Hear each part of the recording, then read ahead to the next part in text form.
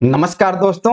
आज की इस वीडियो में मैं डिस्कस करूंगा section 18 sub section 4 of CGST act. इसमें क्या है? Reversal of credit. जी हां दोस्तों, सेक्शन 18(4) में किस तरीके से आईटीसी रिवर्स करना होता है, कौन से केस में रिवर्स करना होता है, हम पूरा समझने वाले हैं। इसमें है क्या, मान लीजिए कोई रजिस्टर्ड पर्सन है। अब रजिस्टर्ड पर्सन ने रेगुलर स्कीम में रजिस्टर्ड है, वह रेगुलर स्कीम से कंपोजिशन स्कीम में जाता है, या टैक्सेबल सप्लाई कर रहा था, टैक्सेबल सप्लाई से एग्जेम्प्ट सप्लाई में जाता है, या अपना जीएसटी नंबर कैंसिल करवा रहा है, जीएसटी नंबर सरेंडर करवा रहा है। फिर उस केस में क्या होगा दोस्तों? जब वह पर्सन रजिस्टर्ड पर्सन था, फिर तो वह टैक्स भी कलेक्ट करता था और आईटीसी भी क्लेम करता था। लेकिन अब रेगुलर से जब कंपोजिशन में जा रहे हो, या एग्जेम्प्ट सप्लाई में जा रहे हो, या जीएसटी नंबर सरेंडर कर रहे हो, फिर तो आपको आईटीसी नहीं मिलेगा। ना तो आप टैक्स कलेक्ट करोगे, ना तो आईटीसी क्लेम करोगे। तो यहां पर यह देखा गया है कि आप जब रजिस्टर थे और रजिस्टर से जिस डेट को आप कंपोजिशन में या एग्जेम्प्ट में या जीएसटी नंबर कैंसिल करवा रहे हो, तब आपके पास जो इनपुट बचा हुआ है, जो स्टॉक बचा हुआ है, या कैपिटल गुड्स बचा हुआ है, आपको उसका आईटीसी रिवर्स करना पड़ेगा, अपने आउटपुट लायबिलिटी में ऐड करके पेमेंट करना होगा। किस तरीके से? वह स्टॉक आपका कोई भी हो, स्टॉक का आईटीसी है या कैपिटल गुड्स है, उसको रिवर्स करना होगा। इस चीज को हम एक एग्जांपल से समझते हैं। मान लीजिए 1 अप्रैल 2025 को रेगुलर स्कीम से हम कंपोजिशन स्कीम में जाते हैं, या टैक्सेबल से एग्जेम्प्ट में जाते हैं, या 1 अप्रैल को अपना जीएसटी नंबर सरेंडर करते हैं। तो हमें 1 अप्रैल से पहले, मतलब कि 31 मार्च को देखना है कि 31 मार्च 2025 में हमारे पास कितना स्टॉक बचा हुआ है, कितना कैपिटल गुड्स बचा हुआ है। जो बचा हुआ स्टॉक और कैपिटल गुड्स है, उसकी आईटीसी को रिवर्स करना पड़ेगा। अब आपके पास जो स्टॉक बचा हुआ है वह किसी भी रूप में हो, रॉ मटेरियल हो या फिनिश गुड्स हो, आपके पास जो भी स्टॉक है, आपने जब उस स्टॉक को परचेज किया था, आपके पास जो इनवॉइस थी, उस इनवॉइस पर कितना आपने जीएसटी पेमेंट किया था, उस इनवॉइस पर आपकी आईटीसी कितना थी वह देखना है, और कितना स्टॉक सेल हो गया है, जो स्टॉक बचा हुआ है उसका कैलकुलेशन लगा के आपको उस आईटीसी को रिवर्स करना है। और अगर आपके पास इनवॉइस नहीं भी है, फिर भी आपको रिवर्स करना होगा। किस तरीके से? उस डेट में उस स्टॉक की मार्केट वैल्यू देखी जाएगी, उस टाइम उस स्टॉक का मार्केट वैल्यू क्या है, उस हिसाब से जीएसटी उस पर रिवर्स करना पड़ेगा। अगर कैपिटल गुड्स है तो कैपिटल गुड्स का भी रिवर्स करना होगा, और कैपिटल गुड्स को रिवर्स करने के लिए एक फार्मूला दिया गया है।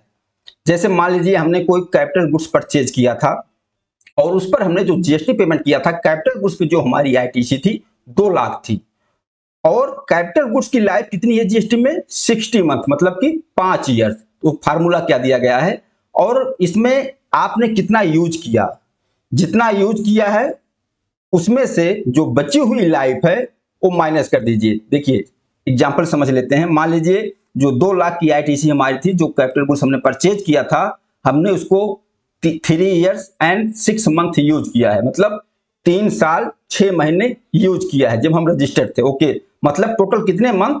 42 मंथ हमने यूज किया हुआ। यहां ध्यान देना, जैसे मान ली 3 ईयर्स 5 मंथ 10 दिन भी यूज किया होगा। किसी भी महीने में अगर 2 दिन 4 दिन 6 दिन 10 दिन यूज कर लेते हो, उसको पूरा मंथ आपको काउंट करना पड़ेगा।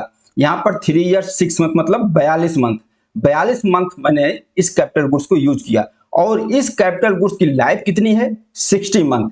तो 60 माइनस 42 जो हमने यूज कर लिया, 60 माइनस 42 मंथ कर दिए, बच गया कितना? 18 मंथ। मतलब कि अभी इस कैपिटल गुड्स की लाइफ 18 मंथ है। तो 18 मंथ की आईटीसी में वापस करनी होगी। किस तरीके से? वो फार्मूला क्या है?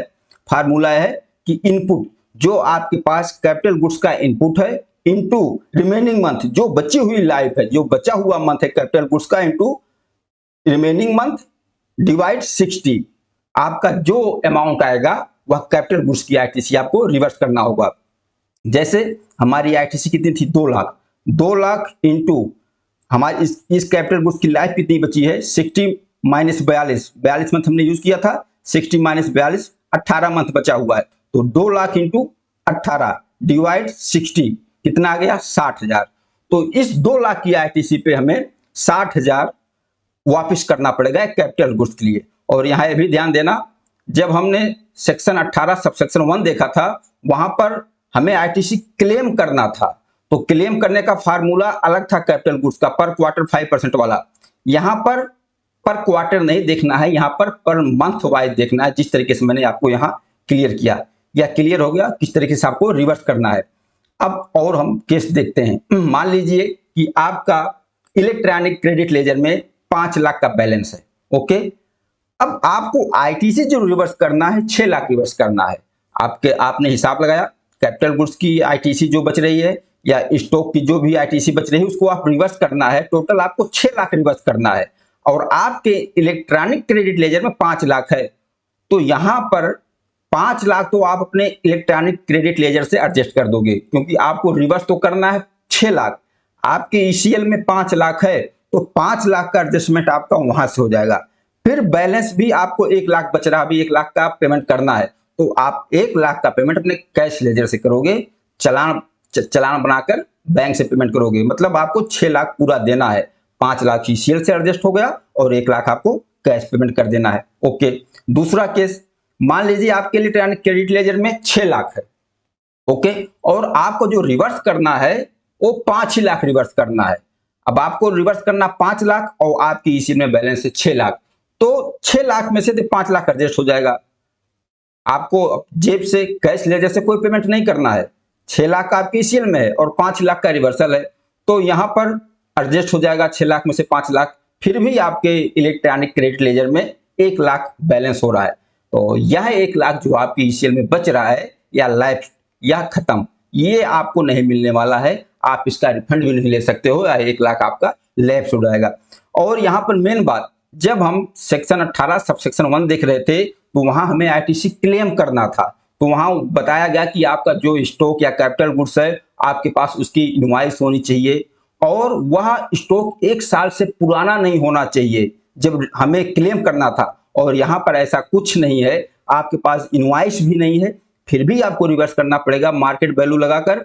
अगर स्टॉक आपका 1 साल से पुराना भी है, 1 साल पुराना, 2 साल पुराना, 3 साल पुराना, 4, कितना भी साल पुराना स्टॉक क्यों ना अगर बचा है, तो आपको रिवर्स करना पड़ेगा। यहाँ पर वह टाइम लिमिट नहीं देखना कि आपसे क्लेम करते समय हमने देखा कि 1 साल से पुराना स्टॉक नहीं होना चाहिए।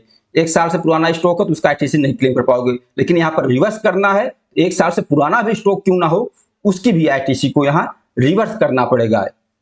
दोस्तों बस ये था आपके सेक्शन 18 सब सेक्शन 4 आपसी जीएसटी जो हम पढ़ रहे हैं, इनपुट टैक्स क्रेडिट।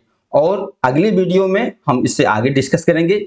इस वीडियो में इतना ही। इस वीडियो के बारे में बताना, यह वीडियो आप लोगों को कैसा लगा। नमस्कार, धन्यवाद।